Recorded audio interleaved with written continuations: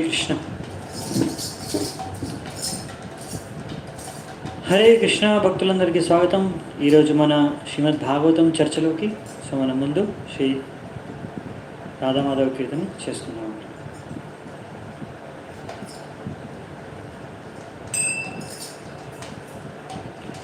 జయ రాధా మాధవ కుంజ బిహారీ राधा माधव कुंज बिहारी जय राधा माधव कुंज बिहारी राधा माधव कुंज बिहारी गोपी जना वल्लभा त्रिवरधारी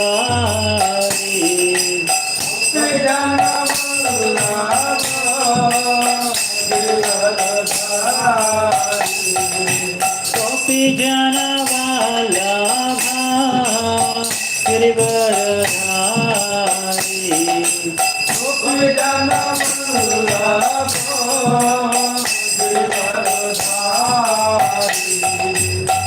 यशोदनन्दन व्रज जनरञ्जन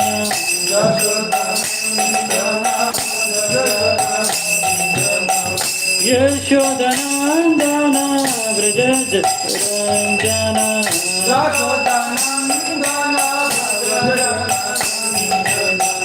यशोदनन्दन व्रज जनरञ्जन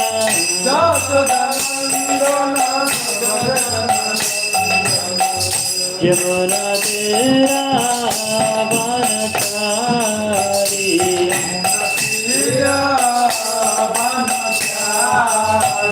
यमुना तेरा बनचारी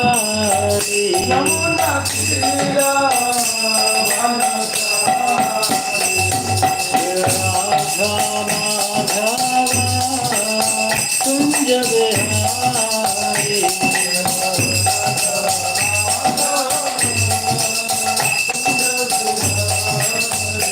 राधा माधव कुंज बिहारी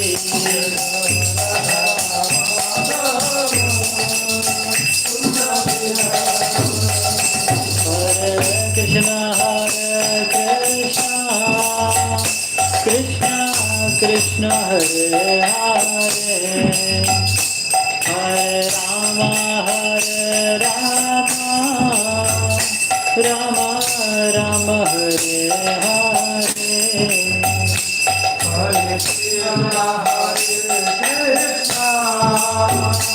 कृष्ण कृष्ण हरे राम हरे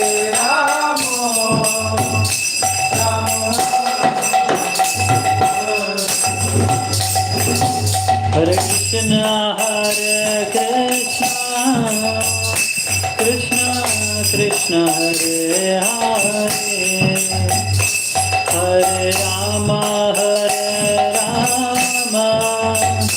राम राम हरे हरे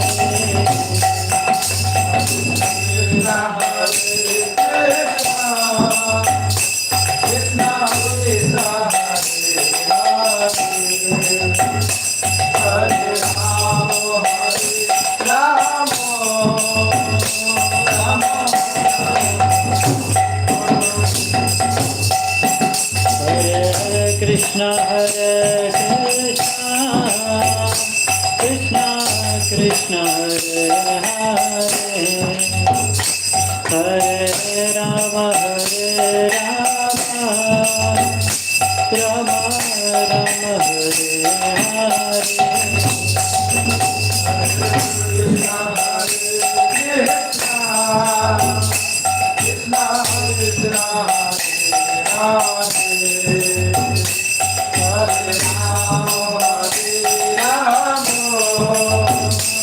Hare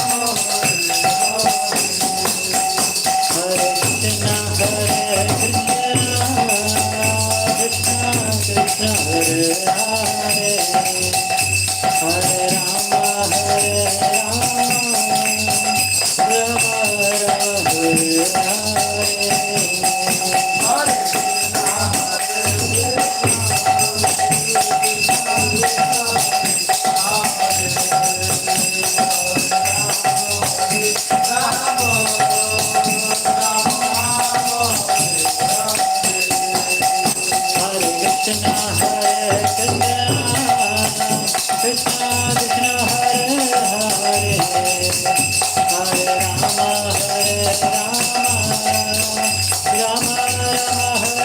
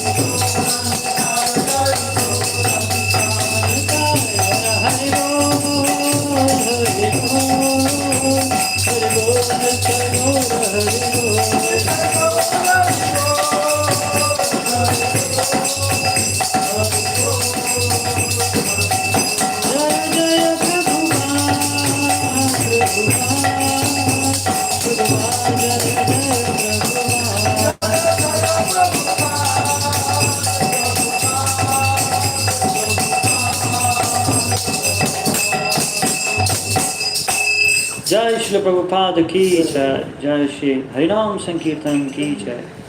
समवेत गौर भक्त वृंद की जय। निताय गौर सीतनाथ प्रेमानंदे हरि हरि बोल।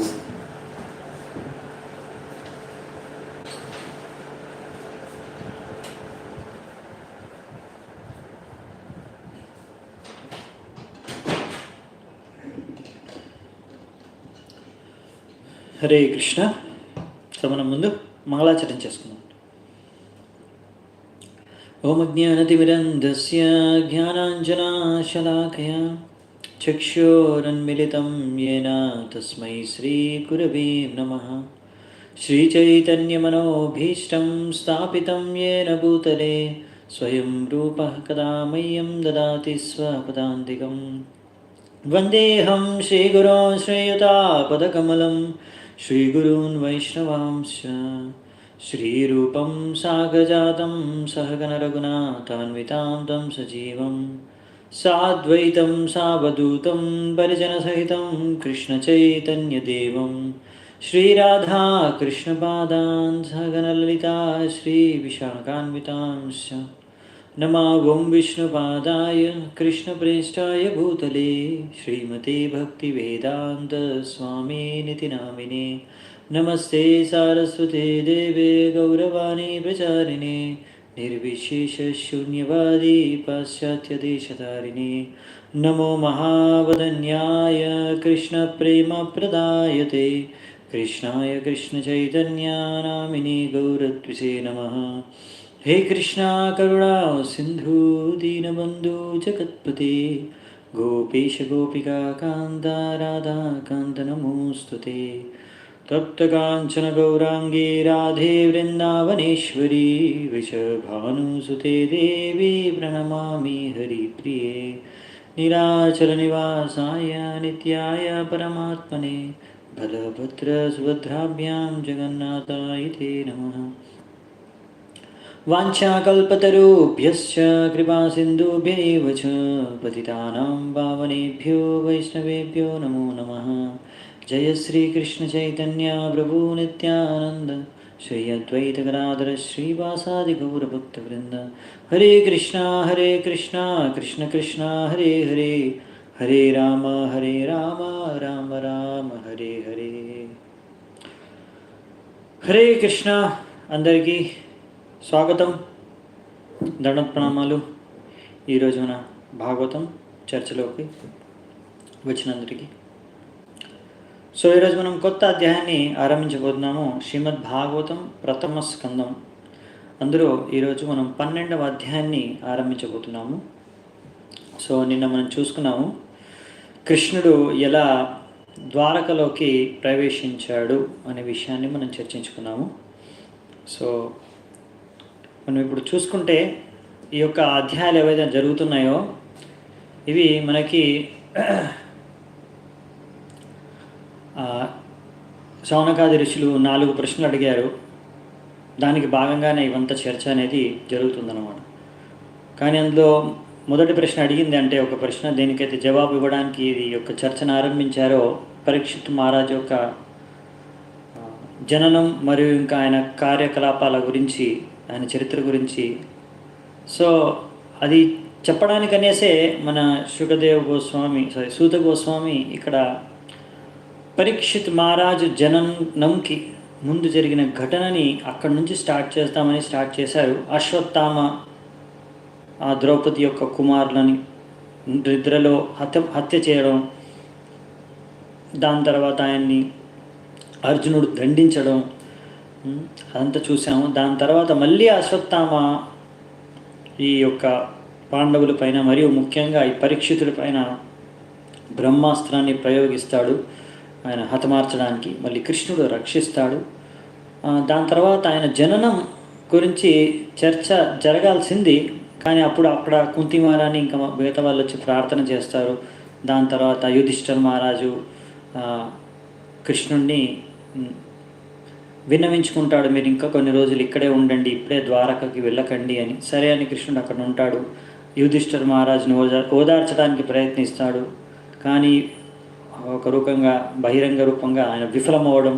తర్వాత ఆయన్ని మళ్ళీ భీష్మ పితామహ దగ్గరికి తీసుకెళ్ళడం, భీష్మ పితామహ నుంచి వాళ్ళు ఎన్నో ఉపదేశాలు స్వీకరించడం, వినడం, ఇవన్నీ చూసాం. దాని తర్వాత మళ్ళీ కృష్ణుడు ఇంకా ద్వారకాకి వెళ్ళడం, మళ్ళీ ఇప్పుడు ద్వారకాలోకి ప్రవేశించడం, ఇంకా అక్కడ అందరినీ కలవడం, ఇలా మనం చెప్పుకుంటూ వెళ్ళిపోతున్నాము. అంటే సూత గోస్వామి చెప్పుకుంటూ వెళ్ళిపోతున్నాడు. మళ్ళీ ఇక్కడ ఒకసారి శౌనకాది ఋషులు గుర్తు చేస్తున్నారు ఇప్పుడు సూత గోస్వామి. ఓ సూత గోస్వామి వారు, మాకు ఆ పరీక్షిత్ మహారాజ్ యొక్క జననం గురించి మీరు అది అక్కడే వదిలేశారు. ఆ టాపిక్ నుంచి మనం కొంచెం డైవర్ట్ అయినట్టున్నాము. కృష్ణుడి లీలలు ఇంకా మిగతా విషయాలు చెప్పుకుంటూ వెళ్ళిపోతున్నాము. కానీ మాకు ఆ క్వశ్చన్ ఇంకా మళ్ళీ ఒకసారి మీరు క్లియర్ చేయండి, అంటే దాని గురించి వివరించండి అని మళ్ళీ ఒకసారి గుర్తు చేస్తారు ఇక్కడ. సో అది ఇలా చూస్తామన్నమాట. శౌనక ఉవాచ, మొదటి శ్లోకం. అశ్వత్థామ్నోపసృష్టేన బ్రహ్మ శీర్ష్ణోరు తేజస ఉత్తరాయా హతో గర్భ ఈశేనా జీవిత పునః. సో ఇక్కడ ఏం చెప్తున్నారంటే శౌనక ఋషి అడుగుతున్నారు, ఆయన చెప్తున్నారు, ఆ ఉత్తర గర్భంలో పరీక్షిత్ మహారాజు ఉన్నారు, ఆయన నన్ను చంపడానికి అనేసి ఆ బ్రహ్మాస్త్రాన్ని ప్రయోగించాడు అశ్వత్థాముడు. కానీ ఆ భగవంతుడు ఆ పరీక్షిత్ మహారాజుని రక్షించాడు. సో ఈ విషయాన్ని మీరు అప్పుడు చెప్పారు కదా, మళ్ళీ గుర్తు చేస్తున్నారు అన్నమాట. సో దాని గురించి ఇంకా దాని తర్వాత ఏం జరిగింది, మరి పరీక్షిత్ మహారాజు ఎలా పుట్టాడు, దాని తర్వాత ఏం జరిగింది అనే విషయాన్ని గురించి కావాలి, మాకు తెలుసుకోవాలని ఉంది అని ఇక్కడ అడుగుతున్నారు.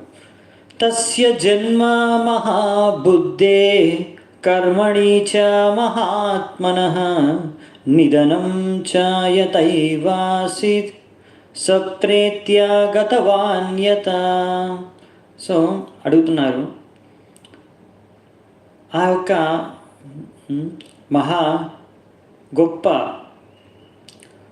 ఎంపరర్, చక్రవర్తి, సామ్రాట్ ఆయన పరీక్షితుడు ఎంతో బుద్ధిమంతుడైన మహాబుద్ధి, ఎంతో మహాత్ముడు మరియు అంటే మహాభక్తుడు మరియు మహాబుద్ధివంతుడు ఆయన ఆ గొప్ప సామ్రాట్ రాజు. మరి ఆయన జన్మించడం దాని తర్వాత మరి ఆయన ఎలా మృత్యు అనేది జరిగింది ఆయనకి, మృత్యు తర్వాత ఆయన ఎక్కడికి వెళ్ళాడు. సప్రీత్య గతవాన్ యత, ఎక్కడికి వెళ్ళారు ఆయన మృత్యు తర్వాత, ఇవన్నీ విషయాల గురించి వాళ్ళు ఇక్కడ ప్రశ్నిస్తున్నారన్నమాట. సో ఇక్కడ ఆయన గురించి కొద్దిగా తెలుసు వాళ్ళకి, కానీ ఇంకా విస్తృతంగా వాళ్ళు వినాలనుకుంటున్నారు. సో ఇక్కడ అందుకనే చక్రవర్తి సామ్రాట్ అని రాశారన్నాడు ప్రభుపాదులు గారు. ఎందుకంటే అప్పట్లో ఈ హస్తినాపురం యొక్క రాజు ఎవరైతే ఉన్నారో ఆ హస్తినాపురం అనే, అంటే ఇప్పుడు న్యూఢిల్లీ, మన రాజధాని భారత్కి న్యూఢిల్లీ. సో ఈ ఢిల్లీ రాజధాని అప్పుడు మొత్తం ప్రపంచానికే రాజధాని. ఇక్కడున్న అంటే హస్తినాపురం ఉన్న రాజు మొత్తం ప్రపంచానికే సామ్రాట్, చక్రవర్తి సామ్రాట్ అన్నమాట. సో అలా పరీక్షిత్ మహారాజు యొక్క పుత్రుడు వరకు అలాగే కొనసాగింది. తర్వాత మనకు ఎన్నో రకాల పరివర్తనలు జరిగాయి. కానీ అప్పట్లో ఇలా పరీక్షిత్ మహారాజు ఉన్న సమయంలో ఆయన కుమారుడు వరకు కూడా ఈ హస్తినాపురం యొక్క రాజే మొత్తం ప్రపంచానికి చక్రవర్తి సామ్రాట్ అని అంటున్నారు అన్నమాట ఇక్కడ. సో తర్వాత ఇంకా కలియుగ యొక్క ప్రభావం పెరిగిన కొద్దీ ఈ యొక్క సనాతన ధర్మం ఏదైతే మొత్తం ప్రపంచవ్యాప్తంగా వ్యాపించి ఉండేదో అది క్షీణించి తగ్గుతూ వచ్చిందనమాట. ఎందుకంటే కలియుగ ప్రభావం ద్వారా, ఈ కలియుగ ప్రభావం ద్వారానే మొట్టమొదట ఈ యొక్క సంఘటనలు కూడా జరిగాయి పరీక్షిత్ మహారాజు సమయంలో. ఇవి విస్తృతంగా మనము వచ్చే అధ్యాయాల్లో చూడబోతున్నాము. అసలు ఎలా కలి ప్రవేశిస్తుంది, కలియుగం, కలిరాజు ఎలా ప్రవేశిస్తాడు పరీక్షిత్ మహారాజు ఉన్న సమయంలో. తర్వాత ఈ బ్రాహ్మణులు మొట్టమొదటగా ఎలా వాళ్ళ యొక్క బ్రాహ్మణత్వాన్ని కొంచెం అక్కడ కలియుగం ప్రభావం వలన ఒక శృంగి అనే బ్రాహ్మణుడు ఇలా ఈ పరీక్షిత్ మహారాజుకి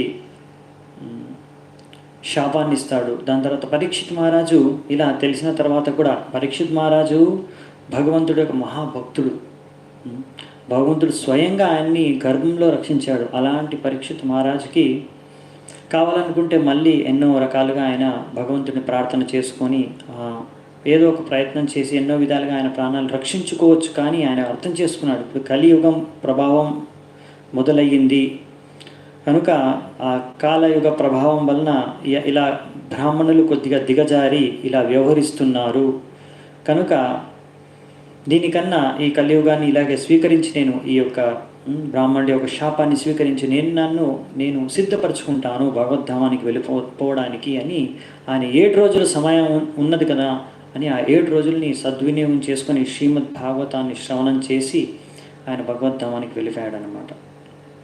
అది సో ఆ యొక్క విస్తృతమైన కథని ఇప్పుడు మనం ఇంకా వచ్చే అధ్యాయాల్లో చూద్దామంట. సో దాన్ని ఇక్కడ సంక్షిప్తంగా వీళ్ళు అడుగుతున్నారు, దాని గురించి మాకు చెప్పండి అని. సో ఇలా పరీక్షిత్ మహారాజు విన్నాడు కదా సుఖదేవ్ గోస్వామి గురించి, ఆ పరీక్షిత్ మహారాజు గురించి మేము వినాలనుకుంటున్నాము. ఎందుకంటే సుఖదేవ్ గోస్వామి అంత గొప్ప భక్తుడు, భాగవతాన్ని పరీక్షితుడు చెప్పాడంటే ఆ పరీక్షితుడి గురించి మాకు వినాలని ఉంది అని. అదే 3వ శ్లోకంలో చెప్తున్నారనమాట. తదిదం శ్రోతుమిచ్చామో గదితుం యది మన్యసే బ్రూహిణః శ్రద్ధధానానాం యస్య జ్ఞానం మదాచ్యుక. సో ఆ సుఖదేవ్ గోస్వామి ఎవరికి ఈ యొక్క జ్ఞానాన్ని భాగవత్ ధర్మాన్ని పరీక్షిత్ మహారాజుకి ఏదైతే చెప్పారో ఆ పరీక్షిత్ మహారాజు గురించి మేము వినాలనుకుంటున్నామని. సో ఇక్కడ మనం చూస్తాం, ఇక్కడ ప్రభుపాదులు వారు కొన్ని ముఖ్యమైన విషయాలు మనకి ప్రభుపాదులు ఈ యొక్క తాత్పర్యాల్లో చెప్తున్నారు. ఈరోజు అధ్యాయంలో మనం చూసుకుంటూ వెళ్దామంట. సో ఎలా మనము అసలు పరీక్షిత్ మహారాజు ఇంకా ఈ యొక్క సుఖదేవ్ గోస్వామి వారు ఒక మంచి ఉదాహరణ. ఈ శ్రీమద్ భాగవతం సుఖదేవ్ గోస్వామి చెప్పారు, ఆయన కీర్తన చేశారు, పరీక్షిత్ మహారాజు శ్రవణం చేశారు. సో మన నవవిధ భక్తి మార్గంలో మొదటి అంగాలకి మంచి ఉదాహరణలు అంటే వీరే సుఖదేవ్ గోస్వామి, పరీక్షిత్ మహారాజు. కనుక వీళ్ళు ఇలా విధంగా ఎలాగైతే వాళ్ళు భక్తిని ఇలా ఒక్క మార్గం ద్వారానే పరీక్షిత్ మహారాజు భగవద్ధామానికి వెళ్ళిపోయాడు. అలా నవవిధ భక్తిలో ఒక్క మార్గమైన మనం సరిగ్గా అనుసరిస్తే చాలు భగవద్ధామానికి వెళ్ళిపోవచ్చు. అంతేకాని కొంతమంది ఇది ఇలా ఉండాలన్నమాట. ఈ యొక్క శ్రవణం అంటే ఎలా చేయాలి, కీర్తనం అంటే ఎలా చేయాలి అనేది వీళ్ళిద్దరి దగ్గర నుంచి మనం నేర్చుకోవచ్చు. సో వీళ్ళు దానికి మంచి ఉదాహరణ అని ఇక్కడ ప్రభుపాదుల వారు చెప్తున్నారు. ఎందుకు అంటే ఇక్కడ మనం కలియుగంలో చూస్తాం అన్నమాట, చాలామంది ఎన్నో రకాలుగా ఈ యొక్క గురు శిష్యులు వాళ్ళ యొక్క సంబంధాన్ని సరిగ్గా వ్యక్తం చేయరన్నమాట. ఒక దగ్గర ప్రభుపాదులు చెప్పారు, ఆ సమయంలో ఆయన చూశారు, ఇలా కలియుగంలో ఎంత దిగజారిపోయిందంటే ఒక గురువు అంట, ఆయన ఆధ్యాత్మిక గురువు అనమాట. ఆయన తన శిష్యుడికి దీక్ష ఇచ్చి, అంటే ఆయన దీక్షిస్తున్నాడంట. దీక్ష ఇచ్చే సమయంలో ఆయన మొత్తం దీక్ష ఇవ్వగానే, ఆ దీక్ష పూర్తవగానే ఆ యొక్క శిష్యుడు మూర్ఛితులై పడిపోయాడంట. అప్పుడు ఆయన ఏడుస్తున్నాడంట, అయ్యో నా ఉన్న ఆధ్యాత్మిక శక్తి అంతా నా శిష్యుడికి ఇచ్చేసాను, ఇప్పుడు నా దగ్గర ఏం లేదు, నా దగ్గర అంతా ఖాళీ అయిపోయింది, ఇలా ఏడుస్తున్నాడంట. ఇలాంటి అంత పిచ్చి పిచ్చిగా వ్యవహరిస్తూ ఉంటారు. ఇది శాస్త్రయుక్తం కాదు, వీళ్ళు అసలైన సరైన గురువులు కాదు. అలా మనం ఎవరైనా ద్వారా దీక్షిస్తే గురువు దగ్గర ఉన్న శక్తి, అంటే ఆధ్యాత్మిక శక్తి అంతా అన్నీ మాయమైపోతాయి, శూన్యమైపోతాయి అని ఇలాంటివన్నీ ప్రచారం చేస్తూ ఉంటారు బయట. ఇలా కాదు, ఇది తప్పు, ఇలాంటి సరైన వాళ్ళు కాదు అని మనం అర్థం చేసుకోవాలి ఇలా ఎవరైనా చేస్తే. ఇంకా ఎలా మనము శ్రవణం చేయాలి అనే విషయాన్ని పరీక్షిత్ మహారాజు నుంచి నేర్చుకోవాలి మనం. ఇలా పరీక్షిత్ మహారాజు లాగా మనం సరిగ్గా శ్రవణం చేస్తే భగవద్ధామానికి ఎంతో సునాయాసంగా వెళ్ళిపోవచ్చు అని ఇక్కడ మనకి ప్రభుపాదులు చెప్తున్నారనమాట. ఇది మనం తెలుసుకోవాల్సిన విషయం. ఇప్పుడు ముందుకెళ్దామంట. ఇప్పుడు ఈ ప్రశ్నలు విన్న సూత గోస్వామి శౌనకాది ఋషుల నుంచి ఇప్పుడు ఆయన ఉత్తరం చెప్తున్నాడు, జవాబు. ఇప్పుడు పరీక్షిత్ మహారాజు యొక్క జననం గురించి మళ్ళీ అక్కడ నుంచి మొదలు పెడతారనమాట. సూత ఉవాచ అపీపలద్ధర్మరాజః పిత్రవత్ రంజయన్ ప్రజాః నిస్పృహ సర్వకామేభ్యః కృష్ణపాదానుసేవయా. సో ఇప్పుడు ధర్మరాజు ఆయన యుధిష్ఠిరుడు, ఆయన ఎంత బాగా పరిపాలన చేశాడు అనేది మళ్ళీ ఇక్కడ కొన్ని శ్లోకాల్లో మనం చూస్తాము, 2-3 శ్లోకాల్లో. సో ఇప్పుడు మనము ఈ యొక్క మర్చిపోయాను నేను, మామూలుగా అధ్యాయం యొక్క ఓవర్వ్యూ చెప్తాను కదా. సో మొదటి 3 శ్లోకాల్లో మనం చూసుకున్నాము. ఇప్పుడు అక్కడ సూత గోస్వామిని శౌనకాది ఋషులు ప్రశ్నలు అడిగారు. ఇప్పుడు 4వ శ్లోకం మనం చూస్తున్నాము. 4వ శ్లోకం నుంచి 6వ శ్లోకం వరకు ఈ యుధిష్ఠిర మహారాజు ఎలా మంచిగా 2-3 శ్లోకాల్లో చూస్తాం పరిపాలించారు, ఎంత బాగా పరిపాలించారు అనే విషయాన్ని చూసుకొని, తర్వాత 7వ శ్లోకం నుంచి 11వ శ్లోకం అక్కడ 5 శ్లోకాల్లో పరీక్షిత్ మహారాజుని ఎలా కృష్ణుడు రక్షించాడు, అప్పుడు ఏం జరిగింది, అసలు పరీక్షిత్ మహారాజుని రక్షించే సమయంలో కృష్ణుడు అప్పుడు జరిగిన ఇంకా సంఘటన అనేది విస్తృతంగా ఇక్కడ వర్ణించారు. దాని తర్వాత పరీక్షిత్ మహారాజు జన్మించిన తర్వాత ఇది ధర్మరాజు ఆయనకి ఎలా జాతక కర్మలు ఇవన్నీ సంస్కారాలు చేశారనే విషయాన్ని కూడా ఈరోజు మనం చర్చించుకుందాం అన్నమాట. ఇది ఈరోజు చర్చా విషయం. దాని తర్వాత బ్రాహ్మణులు అక్కడ ఉన్నవాళ్ళు పరీక్షిత్ మహారాజు యొక్క జాతకాన్ని చూసి, కుండలిని అన్ని చూసి వాళ్ళు చెప్తారనమాట, పరీక్షిత్ మహారాజు ఎంత గొప్ప రాజుగా కీర్తి ఎక్కుతాడో, ఇంకా తర్వాత ఏమేం పనులు చేస్తారు, ఎంత గొప్పవాడుగా ఆయన గుర్తించబడతాడు, అన్ని విషయాలు ఆయన భవిష్యత్తులో ఎలా పరీక్షిత్ మహారాజు ఈ యొక్క పాండవులని వంశాన్ని ఇంకా కీర్తిని పెంచుతాడు అనే విషయాన్ని ఎలా అనేది అక్కడ వాళ్ళు చెప్తారన్నమాట. అది రేపు చూద్దాము. దాంతోపాటు ఇంకా ఎలా పరీక్షిత్ మహారాజు ఈ యొక్క అంటే చిన్న వయసు నుంచి మహారాజుగా ఎలా ఎదిగాడు, మళ్ళీ యుధిష్ఠిర మహారాజు యొక్క విషయం గురించి కొన్ని విషయాలు మనం రేపు చర్చించుకుంటాం ఆఖరణ.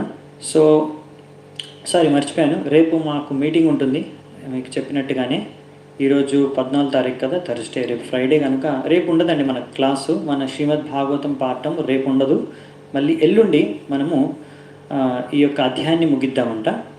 సో ఈరోజు 15వ శ్లోకం వరకు చూద్దాము. ఇప్పుడు 4వ శ్లోకంలో చర్చిస్తున్నాం మనం. 4వ శ్లోకాన్ని చర్చను కొనసాగిద్దామంట.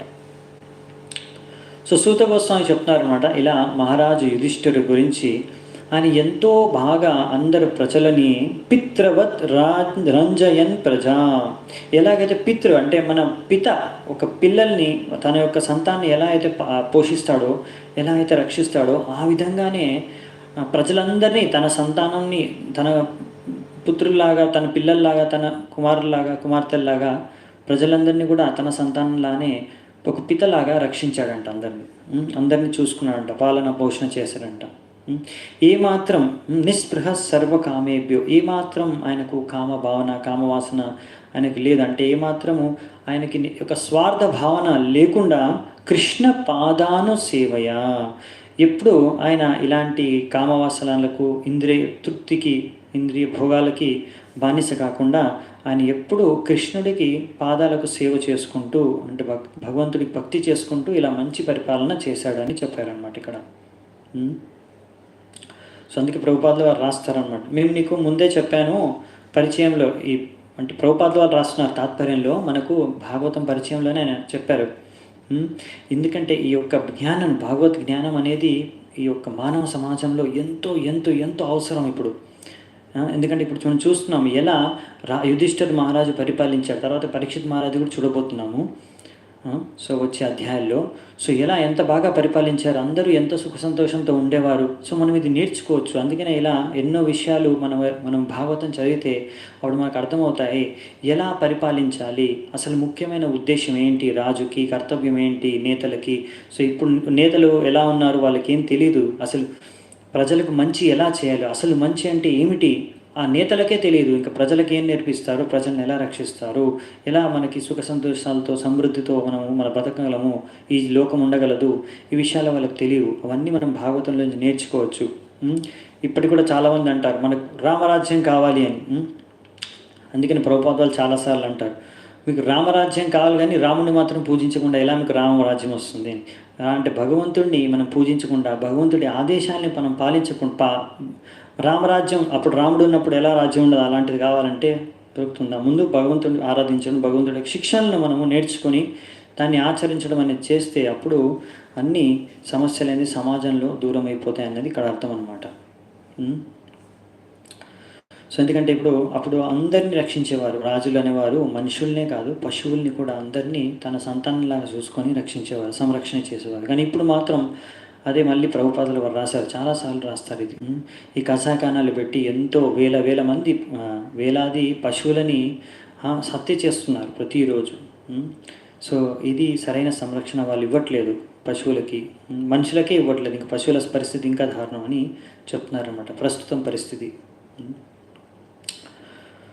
సో అందుకనే ఇలా కృష్ణ భావనామృతమైన జ్ఞానం లేకుండా ఎంత పెద్ద డిగ్రీలు సంపాదించినా, ఎంత చదువులు చదివినా ఏం లాభం అని ఇక్కడ ప్రభుపాద ద్వారా రాశారనమాట.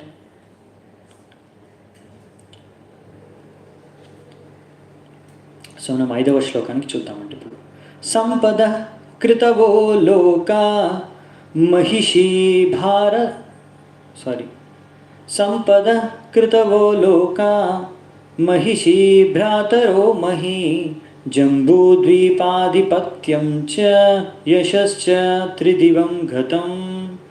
సో ఇలా ఈయన యొక్క పరిపాలన గురించి మొత్తం ముల్లోకాల్లో వ్యాపించిందంట ఆయన ఖ్యాతి ధర్మరాజుది.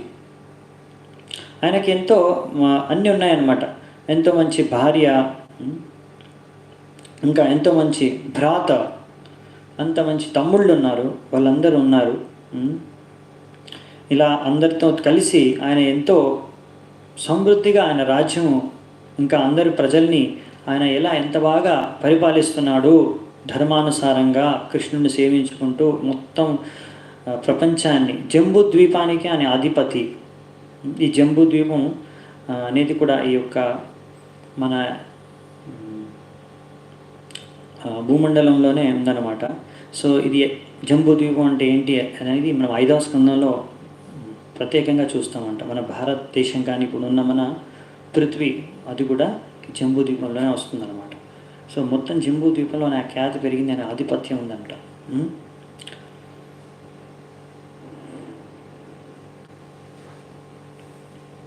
సో అందుకని ఇక్కడ చెప్తున్నారనమాట. సో అక్కడ ఇంకొక విషయం చెప్పారు, యశస్స త్రివిధం గతం. సో అక్కడ మిగతా అన్ని లోకాల్లో కూడా ఈయన కీర్తి అనేది పెరిగిందంట. సో అక్కడ వాళ్ళు దేవతలు కూడా వాళ్ళకి అర్థమైపోయింది ఇప్పుడు యుధిష్ఠిర్ మారి ఎంత బాగా పరిపాలిస్తున్నాడు కనుక ఈయన ఈ పరిపాలన తర్వాత స్వర్గానికి రావచ్చు అని వాళ్ళు స్వర్గంలో యుధిష్ఠిర్ మహారాజుని అంటే స్వాగతం పలకడానికి సిద్ధంగా ఉన్నారంట. సో ఇలా ఎందుకంటే యుధిష్ఠిర్ మహారాజు ఎంతో బాగా భక్తి చేసుకోవడం, యజ్ఞాలు అన్నీ ధర్మానుసారంగా జీవిస్తున్నాడు కనుక ఈ విధంగా ఎవరైతే పుణ్యకారాలు చేసుకొని ధర్మానుసారంగా జీవిస్తారో వాళ్ళకి చెప్పుకున్నాం కదా ముందు కూడా, కర్మకాండ సరిగ్గా చేసేటప్పుడు వాళ్ళు స్వర్గాన్ని కూడా చేరుకోవచ్చు సునాయాసంగా. ఇది అసలైన పద్ధతి అనమాట. అందుకే ప్రభుపాద వారు అంటున్నారు ఈ విధంగా ఎవరైనా స్వర్గానికి చేరుకోవాలి. అంతేకాని మన ఆధునిక శాస్త్రవేత్తలు, వైజ్ఞానికవేత్తలు, సైంటిస్టులు వాళ్ళు ఏం చేస్తున్నారంటే రాకెట్ తీసుకొని స్పేస్ మన కృత్రిమంగా ఆర్టిఫిషియల్గా స్వర్గలోకానికి వెళ్ళడానికి, వివిధ గ్రహాలకు వెళ్ళడానికి, ప్రవేశించడానికి ప్రయత్నిస్తున్నారు. కానీ ఇలాంటి వాళ్ళకి అక్కడ ప్రవేశం అనేది ఉండదు. ఎందుకంటే పాపాత్ములు ఎవ్వరికి ఆ స్వర్గలోకానికి వెళ్ళడానికి యోగ్యత లేదన్నమాట.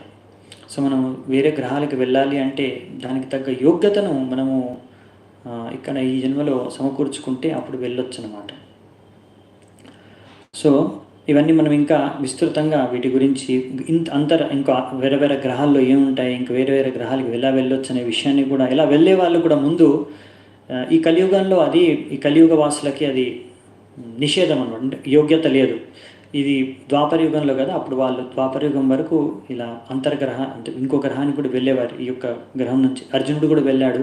ఇలా వేరే వాళ్ళు కూడా వెళ్ళొచ్చు అనమాట. దారులు ఉండేవి అప్పుడు, వాళ్ళకి పర్మిషన్ ఉండేది. అంటే ఆ రకమైన పుణ్యాత్ములు వాళ్ళు ఉండేవాళ్ళు, ధర్మం అనేది అలా ఉండేది. కానీ ఇప్పుడు అది క్షీణించిపోయింది కనుక ఇప్పుడు కలియుగ వాసులకు ఆ యోగ్యత లేదు. సో మనకు ఒకవేళ వెళ్ళాలనుకుంటే ఈ జన్మ తర్వాత మంచి పుణ్యకార్యాలు చేసుకొని స్వర్గానికి వెళ్ళొచ్చు అనమాట. అదే కర్మకాండ కార్యాలను చేసుకొని. అంతేగాని ఇలా వేరే మార్గంలో రాకెట్ తీసుకొని రాకెట్ మీద అంటే ఇంకా స్పేస్ షిప్లో వెళ్ళాలనుకుంటే అంతరిక్ష మార్గం నుంచి అది దాని ద్వారా మనము అక్కడ ఉపయోగం లేదు అన్నట్టుగా మనకి ఇక్కడ చెప్పారనమాట. కింతే కామాసురస్పర్హ ముకుంద మనసో ద్విజా అదిచహృర్ముడం రాజ్ఞా క్షుదితస్యాయతేతరే. ఇక్కడ ఏం చెప్తున్నారంటే ఇలా ఏ ఖ్యాతి, ఇలాంటి యుధిష్ఠిర మహారాజుకి దక్కిన ఖ్యాతి, ఇంకా ఎలాంటి సమృద్ధి అనే ఒక మొత్తం రాజ్యం అంతా ఎంతో సమృద్ధంగా ఉంది.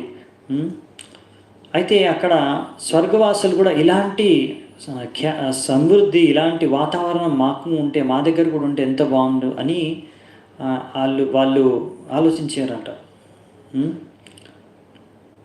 కానీ ఇక్కడ యుధిష్ఠిర మహారాజు మాత్రం ఎప్పుడు ముకుంద మనసో ద్విజ, ఎప్పుడు భగవంతుడినే ధ్యానంలో ఉండేవాడు కనుక ఇవన్నీ సమృద్ధి, ఇవన్నీ ఎన్నో వసతులు, మంచి భోగించడానికి ఎన్నో వస్తువులు ఉన్నా కానీ ఆయనకు సంతుష్టిని ఇచ్చింది మాత్రం ఆ భగవంతుడి భక్తియే.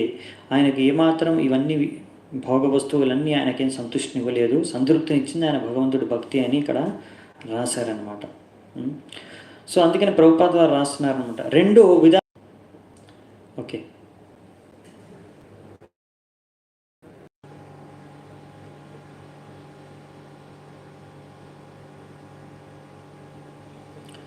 రెండు మార్గాలు అన్నమాట. ఈ మనిషి సంతృప్తిని పొందాలనుకుంటాడు. ఒకటి ఏంటంటే ఇంద్రియ వస్తువుల్ని భోగించి, ఇంకొకటి ఏంటంటే భగవంతుడిని సేవించుకొని. రెండున్నాయి మార్గాలు. మరి ఏదైనా సరే కదండి, ఏదైనా చేసుకోవచ్చు కదా, మనం ఎందుకు భగవంతుని సేవ చేసుకోవాలి అంటే, సేవ చేసుకోవడం అనేది మన యొక్క ధర్మం, సనాతన ధర్మం. ఒక ఆత్మకి భగవంతుడిని సేవ చేసుకోవడం అనేది ధర్మం. భగవంతుడు సేవ చేసుకుంటే అప్పుడు మనకు అసలైన సంతృప్తి జరుగుతుంది. భోగించామనుకోండి, అక్కడ మనము అనుకుంటున్నాం మనం అక్కడ ఎవరికి సేవ చేయట్లేదు, మనమే భోగిస్తున్నాం, మనం ఎంజాయ్ చేస్తున్నాం అనుకుంటున్నాం. కానీ అక్కడ మనము సేవనే చేస్తున్నాం. ఎవరిని సేవిస్తున్నామంటే మన అనర్థాలను సేవిస్తున్నాం. అనర్థాలు ఏంటంటే కామ, క్రోధ, లోభ, మోహ, మద, మాశ్చర్య, ఇలాంటి 6 అనర్థాలని మనం సేవిస్తున్నామంట. అంతేనా? మనం ఏదో భోగించాలనుకుంటున్నాం, ఎందుకు? దాని పట్ల మనకు ఒక కామ వాసన ఉంది. అందుకే అంటే కామాన్ని మనం పూర్తి చేసుకోవడానికి దాన్ని భోగిస్తున్నాం. ఏదో ప్రాప్తి, ఏదో తెచ్చుకోవాలనుకుంటున్నాం, ఇది నాకు కావాలి అని. ఎందుకు? లోభం.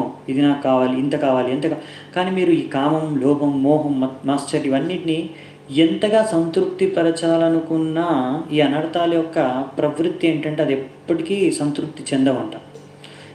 అలా మీరు భోగించినప్పుడు కొద్దిగా సంతృప్తికరంగా అనిపిస్తుంది, మళ్ళీ కాసేపు అయిన తర్వాత ఇంకా ఇంకా అవి ఎప్పటికీ సంతృప్తి చెందవు. కనుక వాటిని ఎప్పుడు మీరు సంతృప్తి పరచలేరు. కనుక తాత్కాలికంగా కొంచెం ఆనందాన్ని మీరు పొందగలరు, కానీ ఇంకా ఇంకా కొంచెం సమయం తర్వాత అవే విషయాలు మిమ్మల్ని ఎంతో వేదనకి, దుఃఖానికి గురి చేస్తాయి.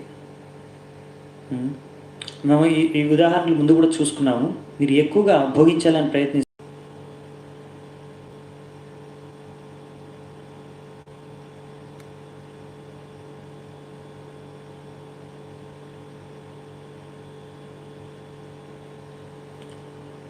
ఓకే, సో మనము ఇంకా ముందుకెళ్దామంట. సో ఇలా యుధిష్ఠిర మహారాజ్ ఎంతో శుద్ధ భక్తితో భక్తి చేసుకుంటూ పరిపాలిస్తున్నాడు కదా. ఇలాంటి వాళ్ళకి భగవంతుడు ఒక ఆశీర్వాదం అనేది వాళ్ళు అడగకున్నా భగవంతుడి యొక్క ఆశీర్వాదం అనే వాళ్ళకి ఎప్పుడూ ఉంటుందంట. ఇక్కడ రాశారు ప్రభుపాదులు వాళ్ళు. సో వాళ్ళకి సహజంగా భగవంతుడి యొక్క ఆశీర్వాదం, భక్తుల యొక్క, వైష్ణవుల యొక్క, గురువుల యొక్క ఆశీర్వాదం అనేది వాళ్ళ పైన అనేది కురుస్తుందంట. వాళ్ళు అడగకపోయినా కానీ, వాళ్ళ దాని గురించి ఆశించకపోయినా కానీ. ఎందుకంటే వాళ్ళు అలా శుద్ధ భక్తితో భగవంతుడిని సేవించుకుంటూ వాళ్ళు సేవ చేస్తున్నారు కాబట్టి, జీవిస్తున్నారు కనుక. సో అది ఇక్కడ మళ్ళీ మనకి ప్రభుపాదులు గారు వర్ణిస్తున్నారు అనమాట. ఇది అసలైన విధి అనమాట సంతృప్తి చెందడానికి. సో ఈ విషయం ఎవరికి తెలియదు, మామూలుగా బయట జీవితంలో ఎవరికి తెలియదు. మనం నిజంగా ఆనందాన్ని అనుభవించాలి, సంతృప్తి చెందాలి అంటే అది భగవంతుడి భక్తి ద్వారానే సంభవం. ఈ విషయం తెలియక ప్రతి ఒక్కరూ దీని గురించి అంతే కదండి, ప్రతి ఒక్కరూ ఆనందం, శాంతి, సంతృప్తి దీనికోసమే ఎన్నో రకాల ప్రయత్నాలు చేస్తున్నారు. కొంతమంది అనుకుంటున్నారు నేను డబ్బులు సంపాదిస్తే నాకు ఆనందం కలుగుతుంది, సంతృప్తి చెందుతాను. కొంతమంది ఈ విధంగా నేను భోగించాను అనుకోండి, ఇవి తింటే, లేకపోతే ఇక్కడ తిరిగితే, లేకపోతే ఇక్కడ వెళితే, లేకపోతే ఇది చేస్తే ఆనందాన్ని నాకు అనుభవించగలను, సంతృప్తి చెందగలను అని వాళ్ళు ఎన్నో రకాలుగా మనుషులు ఎన్నో ప్రయత్నాలు చేస్తున్నారు. ఎందుకు? మీరు ఎవరినైనా అడగండి, మీరు సహజంగా ఇవి ప్రాక్టికల్ అనమాట. మన నిజ జీవితంలో మనం ప్రశ్నించాల్సిన విషయాలు. మీరు ఎవరినైనా అడగండి, మరి ప్రభు మీరు ఎందుకు పనిచేస్తున్నారు? డైలీ పనిచేస్తున్నారు కదా, ఎందుకు పనిచేస్తున్నారు? ఏం చేసినా, వాళ్ళు ఏం కార్యం చేస్తున్నా, బిజినెస్ చేసినా, జాబ్ చేసినా, ఒకవేళ ఒక స్టూడెంట్ చదువుతున్నా కానీ, చదువుకుంటున్న అబ్బాయి అయినా అమ్మాయి అయినా, సో దాని ఒక లక్ష్యం ఏంటి? మీరు ఒక స్టూడెంట్ నుంచే తీసుకోండి. ఎందుకయ్యా నువ్వు చదువుకుంటున్నావు అంటే, చదువుకుంటే పెద్దగా మంచి ఉద్యోగం దొరుకుతుంది. అలా మంచి ఉద్యోగం జరిగితే ఏమవుతుందండి?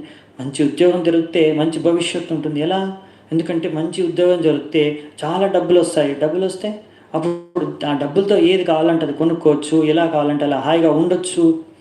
అంటే వాళ్ళ యొక్క ఆనందం యొక్క అర్థం ఏంటంటే, మనము మన ఇంద్రియాలని భోగించడానికి ఎన్ని వస్తువులు మనకు దొరికితే అంత ఆనందం మనకు దొరుకుతుంది అని. కానీ అలా కాదండి. అందుకే ఎంతమంది మీకు అలా మీ అన్ని వస్తువులు ఇచ్చినా కానీ ఎంతోమంది పెద్ద పెద్ద కోటీశ్వరులు కూడా ఒకసారి ఆత్మహత్య చేసుకుంటారు.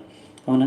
ఎంతో గొప్ప గొప్ప వాళ్ళు కూడా హార్ట్ అటాక్ వచ్చి ఇంకా రకరకాల విధాలుగా మనస్తాపానికి గురై చనిపోతూ ఉంటారు.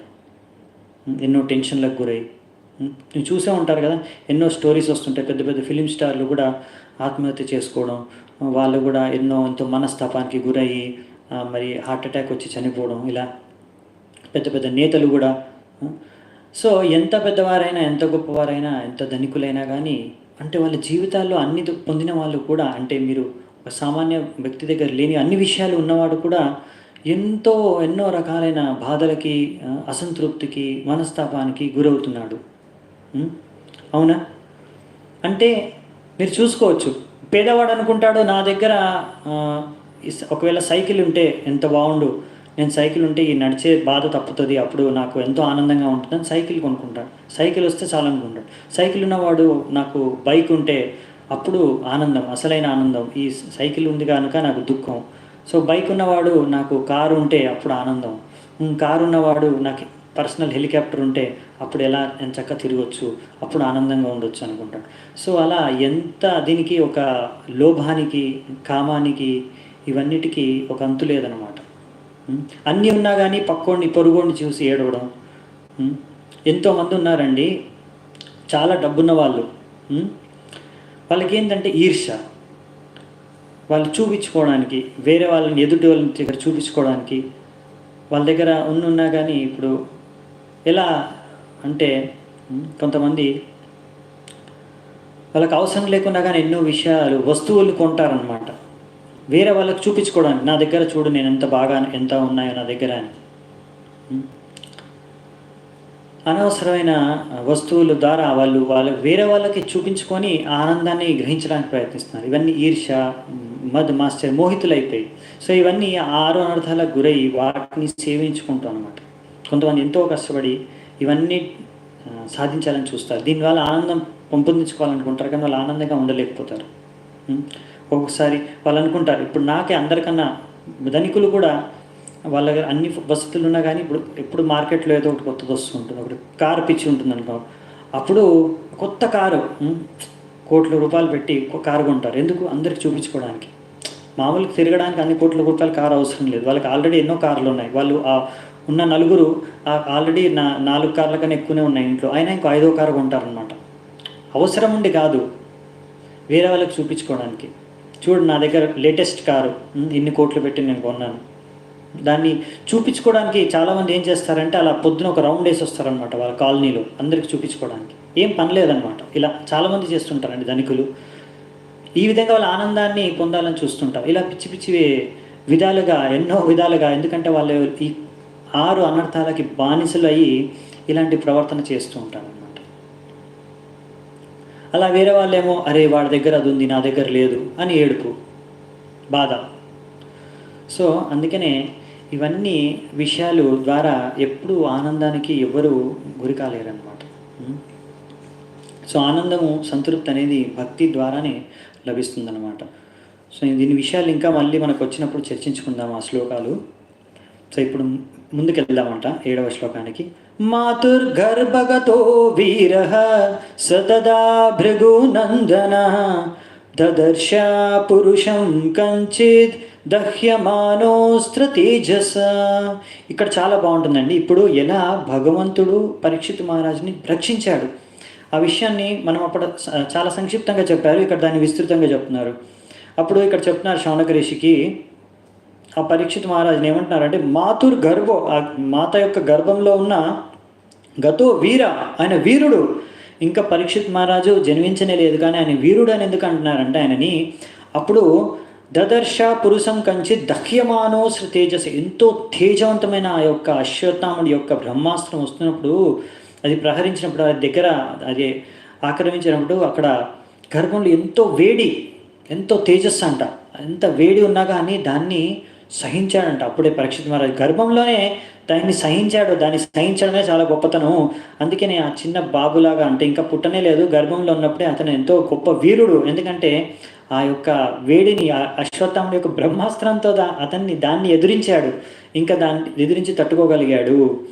అలా అంత వేడికి ఉన్నా కానీ తట్టుకున్న శక్తిని ప్రదర్శించాడు, అది వీరత్వాన్ని ప్రదర్శించాడని ఇక్కడ మనకు ఆచార్యులు చెప్తున్నారు అన్నమాట. అందుకే ఆయనని ఇక్కడ వీర అని రాశారనమాట శ్లోకంలో ఆయన పేరు. సో ఇప్పుడు పరీక్షిత్ మహారాజుని రక్షించడానికి కృష్ణుడు పరమాత్మ రూపంలో అక్కడికి వస్తాడు. ఇప్పుడు కృష్ణుడిని దర్శించుకుంటాడు పరీక్షితుడు, మొట్టమొదటిసారి గర్భంలోనే దర్శించుకుంటాడు. ఇప్పుడు ఎలా కృష్ణుడు ఆయన కనిపించాడో గర్భంలో, ఆ వర్ణన ఇక్కడ ఇచ్చారనమాట. అంగుష్ట మాత్రం అమలం స్ఫురత్పురత మౌలినం అపీవ్య దర్శనం శ్యామం తదిద్వాస సమచ్యుతం. 4 విషయాలు చెప్పారండి ఇక్కడ కృష్ణుడు దర్శనం గురించి, ఎలా కనిపించాడు.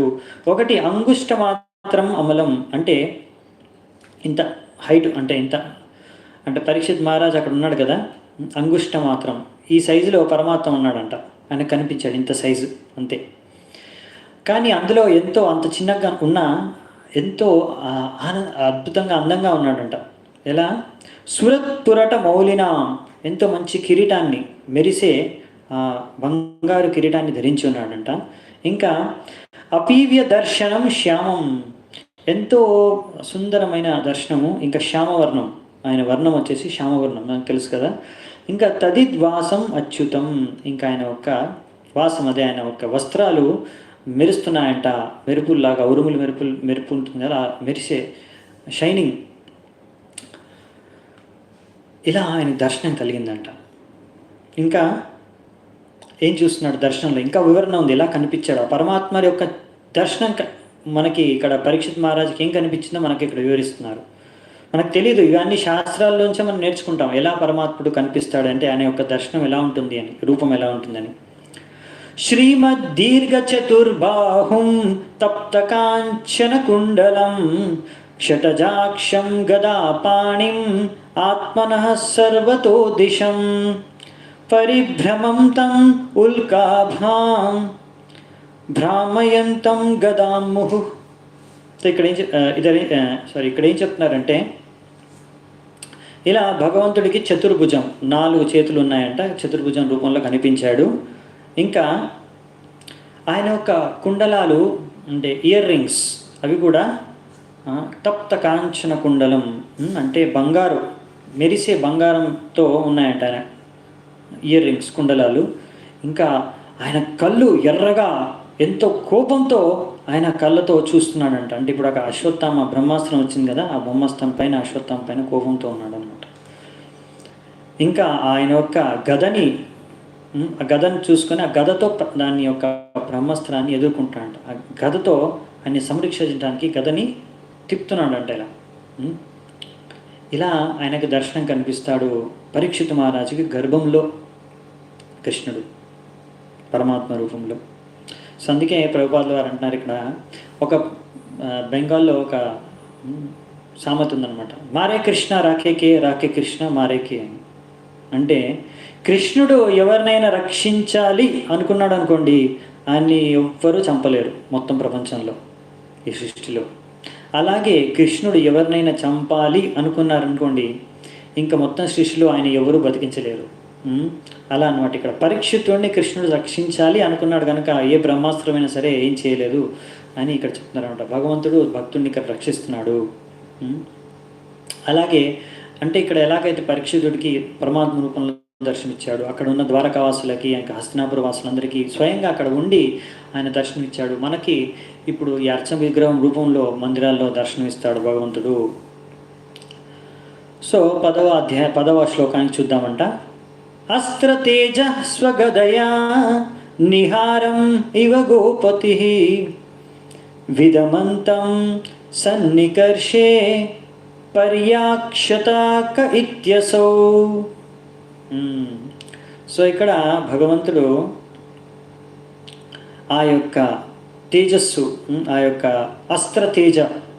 అస్త్ర తేజస్సుని ఆయన తన యొక్క గదతో భగవంతుడు రక్షించాడనమాట పరీక్షితుడిని. ఆ యొక్క తేజస్సుతో భగవంతుడు దాన్ని ఎలా హతమార్చాడు అంటే, ఒక సూర్యుడు ఎలాగైతే ఒక చిన్న నీటి బిందువుని ఆవిరి చేసేస్తాడో, ఆయనకి ఎంత సూర్యుడికి ఒక నీటి చిన్న బిందువుని ఆవిరి చేయడం పెద్ద విశేషమా, ఎంతో సులువు కదా. అలా అంత సులువుగా భగవంతుడు ఆ యొక్క అస్త్రాన్ని దాన్ని యొక్క ప్రభావాన్ని హతమార్చేసి పరీక్షితుడిని రక్షించాడంట. అప్పుడు పరీక్షితుడు ఎంతో కృష్ణుడిని అంటే ఆ పరమాత్ముడి రూపంలో పరీక్షిస్తున్నాడు. ఇక్కడ ఏమిచ్చారంటే పర్యాక్షత అంటే అబ్జర్వ్, పరీక్ష చేయడం. అంటే ఎవరు ఇతను, ఫస్ట్ టైం ఆయనకు దర్శనం అనమాట, గర్భంలో జరుగుతుంది. ఎలా ఉన్నాడు, ఎవరు నన్ను రక్షించడానికి వచ్చాడని ఎంతో పరీక్షగా చూస్తున్నాడంట. అలా చూస్తున్నప్పుడు భగవంతుడు అదృశ్యం అయిపోతాడు. విధూయ తద్దమేయాత్మా భగవాన్ ధర్మగు విభుః మిషతో దశమాసస్య తత్రైవాంతర్దదే హరి. అంతర్ధానం అయిపోతాడు హరి. సో అలా చూస్తున్నప్పుడు పరీక్షిత్ మహారాజా యొక్క హరిని ఆ పరమాత్మ రూపంలో చూస్తూ ఉన్నప్పుడే సడన్గా హఠాత్తుగా ఆయన అంతర్ధానం అయిపోయాడు. అంటే అక్కడే ఉంటాడు భగవంతుడు, ఎప్పుడు పరమాత్మ రూపంలో ఉంటాడు, కానీ అక్కడ ఇప్పుడు పరీక్షిత్ మహారాజ్కి ఆ దర్శనం చేసుకునే భాగ్యాన్ని ప్రసాదించాడనమాట భగవంతుడు గర్భంలోనే. అంటే ఎంత గొప్ప మహాభక్తుడో పరీక్షితుడు మీరు అర్థం చేసుకోవచ్చు. సో అలా అనమాట ఇక్కడ మనం చూసాము అందుకనే పరీక్షితుడి పేరు పరీక్షిత్ అని ఎందుకు వచ్చిందంటే, ఆయన ఎప్పుడైతే జన్మించాడో అప్పుడు ఆ గర్భంలో చూసిన వ్యక్తి కోసం వెతుకుతున్నాడు అనమాట. పుట్టగానే బయటకు వచ్చారా అంటే జన్మించగానే అందరినీ చూసేవాడంట. ఫస్ట్ అసలు ఆ వ్యక్తి నాకు గర్భంలో కనిపించిన ఎవరు అని పరీక్ష చేసేవాడు. అందుకే ఆయన పేరు పరీక్షిత్ అనమాట, ఒకటి కారణం.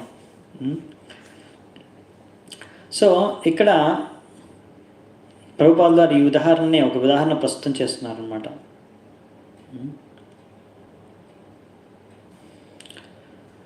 ఓకే, మనం ముందుకు వెళ్దామంట. 12వ నంబర్ శ్లోకం. తతః సర్వ గుణోదర్కే సానుకూలాగ్రహోదయే జగ్నే వంశధర పండోర్ భూయ పాండుర్ ఇవౌజస. సో అప్పుడు ఇది కూడా చాలా ముఖ్యమైన విషయం. అప్పుడు ఎన్నో ఆ యొక్క అంతరిక్షంలో అన్ని రకాల ఇవి ఉంటాయి కదా, మన జోడియాక్ సైన్స్ ఏమంటాం మనం వాటిని, మన నక్షత్రాలు ఇంకా గ్రహాలు అన్నీ అనుకూలమైన స్థానాల్లో ఉన్నాయంట. ఎంతో మంచి శుభమైన గడియలు అన్నమాట. ఆ గడియల్లో ఎప్పుడైతే అన్ని గ్రహాలు, నక్షత్రాలు, సూర్యుడు, చంద్రుడు అన్నీ సరైన పొజిషన్లో ఉన్నప్పుడు మంచి ముహూర్తంలో, మంచి గడియల్లో, శుభముహూర్తంలో ఇలా ఈ యొక్క పరీక్షితుడు జన్మించాడు. ఈ పాండు మహారాజు లాగే ఎంతో శక్తిశాలి అయిన పరీక్షితుడు జన్మించాడు అలాంటి మంచి శుభ సమయంలో అని ఇక్కడ చెప్పారనమాట. ఈ విషయం ఇక్కడే కాదండి, మీరు రామాయణం, మహాభారతం, భాగవతం మూడిట్లో ఈ విషయాన్ని బాగా మీరు గమనించవచ్చు. ఎప్పుడైనా భగవంతుడు కానీ, భాగవత భక్తుడు కానీ రాశులు, మంచి రాశి, సరైన రాశుల్లో ఇక్కడ జన్మించారనమాట. కరెక్ట్. సో ఇక్కడ మనకి ఈ యొక్క ఆస్ట్రనామికల్ ఈ రాశులు ఇంకా గ్రహ నక్షత్రాల యొక్క స్థితులు ఇవన్నీ చాలా చాలా ముఖ్యం అన్నమాట. మనం చూస్తాము మహాభాగవత్ భక్తులందరూ ఇంకా అలాగే భగవంతుడు కూడా ఎప్పుడైతే అవతరిస్తాడో సరైన రాశిలో, సరైన సమయంలో, సరైన గడియలో, శుభముహూర్తంలో అన్ని గ్రహాలు, నక్షత్రాలు సరైన స్థానాల్లో ఉన్నప్పుడు ఆయన జన్మిస్తారనమాట. ఇది ఒక పెద్ద సైన్స్ అన్నమాట. కొంతమంది దీన్ని దుర్వినియోగం చేస్తూ ఉంటారు, సరిగ్గా తెలియని వాళ్ళు జనాల్ని మోసం చేస్తుంటారు దీని మీద. అప్పుడు దీనివల్ల చాలామంది సాధారణ రోజులు ఇదంతా బోగస్సు, ఇదేం పని చేయదు అని అనుకుంటారు. అది అలా కొంతమంది సరిగ్గా జ్ఞానం లేని వాళ్ళు దాన్ని పెట్టుకొని డబ్బులు సంపాదించుకోవడానికి మోసం చేస్తుంటారు జనాల్ని. దానివల్ల అది అది జ్ఞానం అనేది వృధా కాదు, ఆ జ్ఞానం సరైన జ్ఞానం, కానీ కొంతమందికి అది తెలియక తప్పుగా ఉపయోగిస్తారనమాట. సో ఇక్కడ అదే రాశారనమాట. కానీ ఇది ఎంతో మహావిజ్ఞానము.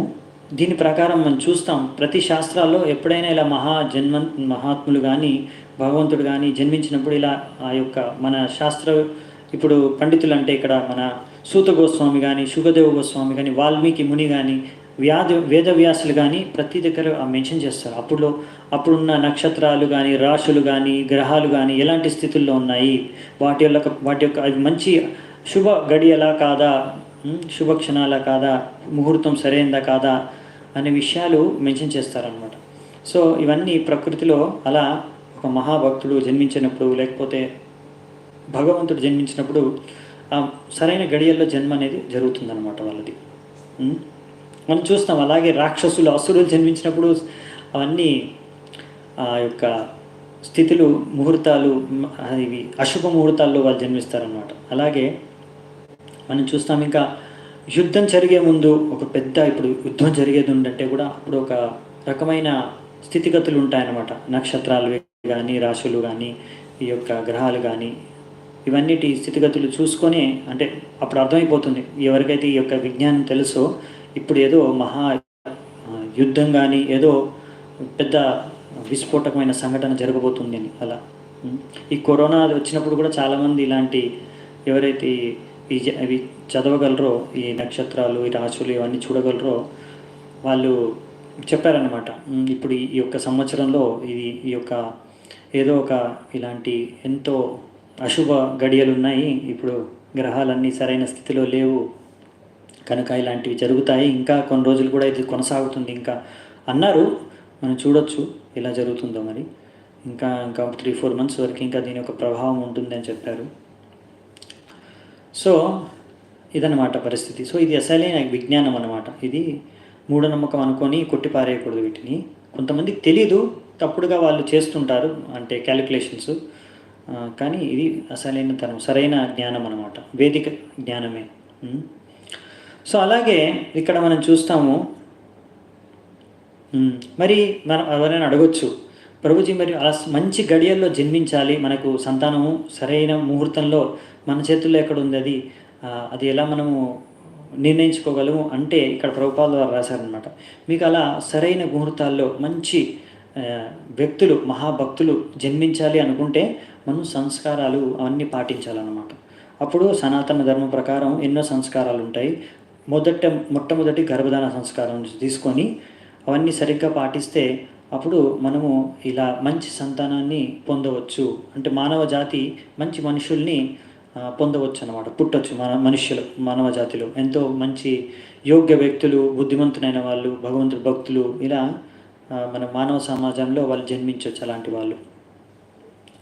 సో అందుకనే ఇక్కడ మనం చూస్తాం, ఇప్పుడు ధర్మరాజు ఏం చేస్తాడో చూడండి. ఇప్పుడు వీళ్ళన్ని సంస్కారాలు పాటిస్తారు కదా, ఇప్పుడు నెక్స్ట్ పుట్టగానే ఒక సంస్కారం ఉంటుంది, జాతక సంస్కారం, జాతకర్మ. సో అది చేస్తారన్నమాట. తస్య ప్రీతామనా రాజా విప్రేర్ధౌమ్యా కృపాదిభిః జాతకం కారయామాస వాచయిత్వా చ మంగళం. సో అప్పుడు అక్కడ ధౌమ్య కృపాది అంటే అక్కడ ఇంకా అందరు బ్రాహ్మణులు, ముఖ్యంగా ధౌమ్య ఋషి వాళ్ళ రాజపురోహితుడు, ఇంకా కృపాచార్యులు వాళ్ళ రాజగురు, మీకు తెలిసిందే కదా, గురువు కౌరవులకి. ఈ ధౌమ్య మహర్షి, ధౌమ్య ముని ముఖ్యంగా పాండవులకి ఆయన కులగురు. సో వీళ్ళిద్దరు ముఖ్యంగా అక్కడ దానికి సంబంధించిన సంస్కారాలన్నీ చేస్తున్నారంట. జాతక కర్మ సంస్కారాలు, పుట్టగానే వాళ్ళ యొక్క జాతకాన్ని తీస్తారనమాట మొత్తం. అసలు ఈ అబ్బాయి అంటే ఇప్పుడు పుట్టిన సంతానం ఎలా ఆయన జాతకం ఉంటుంది, ఎలా ఏమేమి పనులు చేస్తాడు ఆయన, ఎలా ఆయన భవిష్యత్ అనేది ఎలా ఉంటుంది అనేది మొత్తం వాళ్ళు క్యాలిక్యులేషన్ ద్వారా చెప్పగలుగుతారనమాట. సో ఇప్పుడు ఈ యొక్క కలియుగంలో ఇలా బ్రాహ్మణులు ఇలా చెప్పేవాళ్ళు కూడా తక్కువైపోయారు. ఇంకా సంస్కారాలు కూడా ఎవరు సరిగా చేయట్లేదు కనుక సరైన మనకు వ్యక్తులు, మంచి పుణ్యాత్ములైన వ్యక్తులు జన్మించడం లేదు అని ఇక్కడ మనకు రాశారనమాట. అందుకనే మనము ఈ సంస్కారాలు చేయలేకపోతే, గర్భధాన సంస్కారం ఒకవేళ చేయలేదు అనుకోండి, ఇంకా కుదరలేకపోతే, ఇప్పుడు చేయలేకపోతే కనుక అప్పుడు మనం పంచరాత్రిక విధి, ఇప్పుడు మనం ఇప్పుడు మనం చేస్తాం కదా, మనం కూడా ఎన్నో నియమాలు నిష్టలు పాటిస్తాం కదా, ఇవన్నీ పంచరాత్రిక విధి. దీని ద్వారా కూడా మనము మంచి అంటే ఇదేంటంటే మనం ట్రైనింగ్ ద్వారా, ఇంకా మనం చేసే నియమ నిష్టాల ద్వారా, భక్తిలో పాటించే నియమాల ద్వారా, భగవంతుడికి ఎలాగైతే మనం పూజ చేసుకుంటాం ఆ విధి విధానం అంతా పంచరాత్రిక విధి ద్వారా చేస్తాము. దీని ద్వారా కూడా మనను శుద్ధపరచుకొని మంచి వ్యక్తులుగా మార్చుకోవచ్చు అన్నమాట. ఇది కూడా ఒక విధానం శాస్త్రంలో ఇచ్చారు, అది మనం పాటిస్తున్నాము. కానీ ఇవన్నీ కూడా పాటించవచ్చు వీలైతే. వర్ణాశ్రమ ధర్మం సరిగ్గా పాటించే వాళ్ళు వీళ్ళు అన్ని సంస్కారాలు చేస్తారన్నమాట. ఇప్పుడు అప్పట్లో అన్ని వర్ణాశ్రమ ధర్మం అనేది బాగా ప్రచురణలో ఉండేది కనుక ఆ సమయంలో మనం చూస్తున్నాం ఇక్కడ పాండవులు అవన్నీ పాటించారు. అలాగే గర్భధాన సంస్కారం తర్వాత కూడా, గర్భధాన సంస్కారం సమయంలో కూడా ఇంకంటే గర్భంలో ఉన్నప్పుడు శిశువు కూడా ఇంకో సంస్కారాలు ఉంటాయంట. సీమంతోన్నయన, ఇంకోటి సదభక్షణం, సీమంతం కూడా చేస్తారు చాలామంది. సో అది కూడా ఒక సంస్కారం. ఇంకా పుట్టిన తర్వాత వెంటనే జాతకర్మ, ఇప్పుడు ఇలా జాతకం రాయిస్తారు కదా, ఇది ఇలాంటివి కొన్ని చేస్తున్నారు ఇప్పుడు కూడా, కానీ పర్ఫెక్ట్గా చేయట్లేదు, ఆ విషయం ఉంది కొంచెం. ఇంకోటి ఏంటంటే అన్ని సంస్కారాలు చేయట్లేదు, గర్భధాన సంస్కారం చాలామంది చేయరు.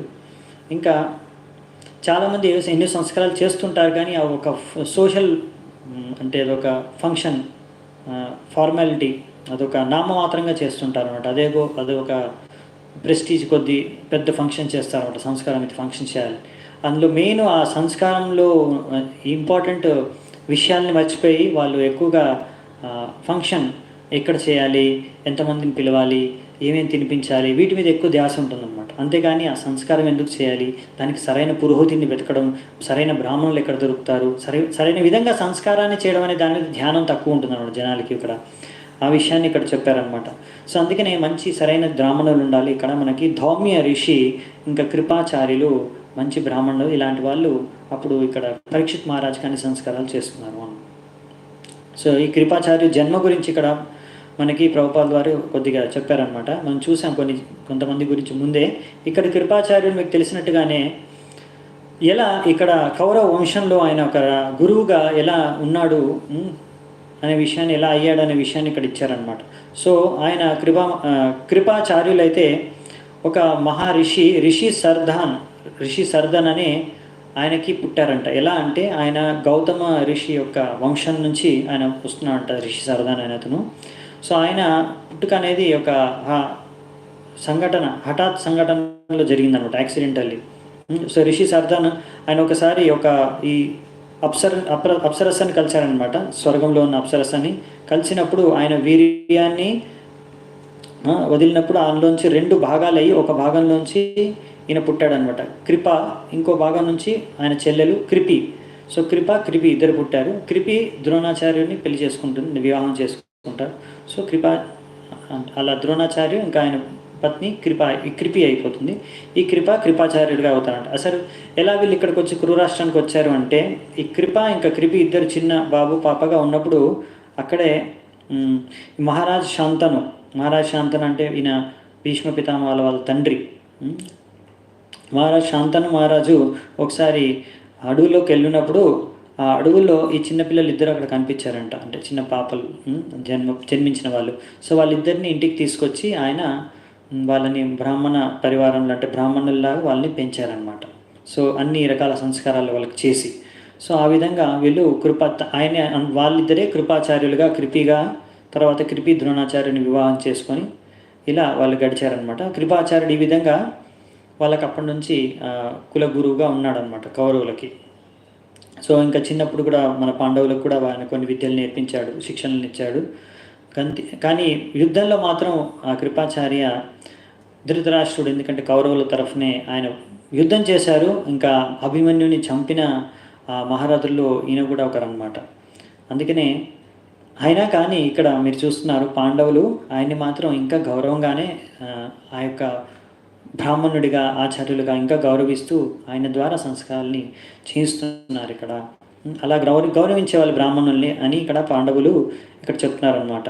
సో ఇక్కడ ఈ కృపాచార్య ఇంకా ధౌమ్య ఋషి ముఖ్యంగా ఇంకా కొంతమంది బ్రాహ్మణులు కలిసి ఈ సంస్కారాలు చేస్తున్నారనమాట పరీక్షిత్ మహారాజ్కి. తర్వాత కూడా యుధిష్ఠిర్ మహారాజు ముఖ్యంగా ఎప్పుడైతే ఇంకా తర్వాత చూస్తాం మనం, అది పరీక్షిత్ మహారాజు యోగ్య వ్యక్తి అయిన తర్వాత ఆయనను రాజుగా స్థాపిస్తారు, రాజ్యాభిషేకం చేసి సామ్రాట్గా. యుధిష్ఠిర్ మహారాజు ఇంకా ఈ యొక్క అన్ని రాజ్యాన్ని త్యాగం చేసి ఇంకా వనప్రస్థ వెళ్ళిపోతాడు అనమాట, త్యాగం చేసి. అప్పుడు ఈ కృపాచార్యుడి యొక్క ఆధీనంలోనే, అధ్యక్షతలోనే పరీక్షిత్ మహారాజు మొత్తం ప్రపంచాన్ని పరిపాలిస్తాడనమాట. ఇలా ఎప్పుడైనా రాజులు అందరూ వాళ్ళు బ్రాహ్మణులు, ఇంకా గురువులు ఎవరైతే బ్రాహ్మణులో వాళ్ళ యొక్క మార్గదర్శనం తీసుకొని, వాళ్ళ యొక్క మార్గదర్శన సహాయంతో వాళ్ళు మొత్తం ప్రపంచాన్ని పరిపాలించేవారని ఇక్కడ రాశారనమాట. సో ఇప్పుడు నెక్స్ట్ 14వ శ్లోకం చూద్దామంట. హిరణ్యం గాం మహీం గ్రామాన్ హస్త్యశ్వాన్ నృపతేర్వ్రరాన్ ప్రాదాత్ స్వర్ణం చ విప్రేభ్యః ప్రజాతీర్థే సతీర్థవిత్. సో ఇక్కడ ఏం చెప్తున్నారంటే, ఇలా పుట్టిన సందర్భంలో, పరీక్షిత్ మహారాజు పుట్టిన సందర్భంలో ఎంతో ఆనందంగా అందరూ ఒక ఉత్సవాన్ని చేసుకున్నారంట. ఆ ఉత్సవంలో ఆయన ధర్మరాజు ఎన్నో దాన ధర్మాలు చేశారంట. అందరు బ్రాహ్మణులకి, అక్కడ వచ్చిన వాళ్ళందరు బ్రాహ్మణులకి ఎంతో బంగారం, అంటే స్థలాలు, అంటే ఊర్లు, ఇంకా ఏనుగులు, గుర్రాలు, ఇలా ఎన్నో ధాన్యాలు, బియ్యం, ఇలాంటివన్నీ ధాన్యాలు కూడా బ్రాహ్మణులకి దానంలో ఇచ్చారంట.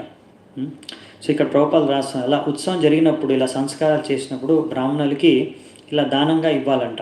వాళ్ళు సరైన యోగ్య వ్యక్తులు, ఎందుకంటే వాళ్ళకి ఆ యొక్క ధనాన్ని కానీ ధాన్యాన్ని కానీ సరైన విధంగా వాళ్ళు ఉపయోగించి భగవంతుడి సేవలో నియుక్తపరుస్తారు. అంతేకాకుండా వాళ్ళు భగవంతుడి యొక్క ప్రచారాన్ని, ఇంకా శిక్షణలు, వేదిక సాంప్రదాయాన్ని, ఈ సనాతన ధర్మాన్ని వాళ్ళు ప్రచారం చేస్తారు. అందరి క్షేమం కోసం, మొత్తం సమాజానికే వాళ్ళు అందరినీ సరైన మార్గదర్శనం ఇస్తారు కనుక వీళ్ళు చాలా ముఖ్యమైన వ్యక్తులు. అందుకే వీళ్ళకి ముందుగా వాళ్ళు యోగ్య వ్యక్తులు దానాన్ని స్వీకరించడానికి అని ఇక్కడ రాశారనమాట. కానీ ఇప్పుడు కలియుగంలో కొంతమంది వాళ్ళు ఏమనుకుంటారంటే, ఇలా వైష్ణవులకు కానీ, బ్రాహ్మణులకు కానీ, మందిరాలకు కానీ ఇలా భగవంతుడికి దాన ధర్మాలు చేయడం ఎందుకు, వీటికన్నా చూడండి అక్కడ పేదవాళ్ళు ఉన్నారు, వీళ్ళది ఏంటంటే నిరాకారవాదులు, మాయావాదులు, వాళ్ళ తత్వం చెప్పాను కదా, వాళ్ళు అందరూ భగవంతులే, వాళ్ళకి నేను భగవంతుడే, నువ్వు భగవంతుడే. అలా వాళ్ళు ఏమనుకుంటారంటే అందరిని వాళ్ళు నారాయణ నారాయణ అని పిలుచుకుంటారు అనమాట. సన్యాసులు, మాయావాది సన్యాసులు అంటే వాళ్ళు సన్యాసం తీసుకున్నప్పుడు నేను నారాయణ అయిపోయాను, నువ్వు నారాయణ, ఇంకా ఇద్దరు నారాయణ నారాయణ పిలుచుకుంటారు. కానీ ఇలాంటి బిచ్చ వాళ్ళని వాళ్ళు ఏమంటారు, వీళ్ళు కూడా నారాయణులే కానీ దరిద్రంతో బాధపడుతున్నారు, అందుకే వీళ్ళు దరిద్ర నారాయణ అని వాళ్ళు పేరు పెట్టారు. అంటే పేదవాళ్ళని ఎవరైతే బిచ్చగాళ్ళు ఉంటారో వాళ్ళని ఏమంటారంటే వీళ్ళు, ఈ మాయావాదులు, నిరాకారవాదులు, వీరు దరిద్ర నారాయణులు. కనుక ఈ దరిద్ర నారాయణకు సేవ చేసిన ఆ నారాయణుడు భగవంతుడి గుడిలో సేవ చేసుకున్నా ఒకటే, కనుక ఈ దరిద్ర నారాయణుకే సేవ చేయండి అని వారు ఈ ప్రచారాన్ని చేసి,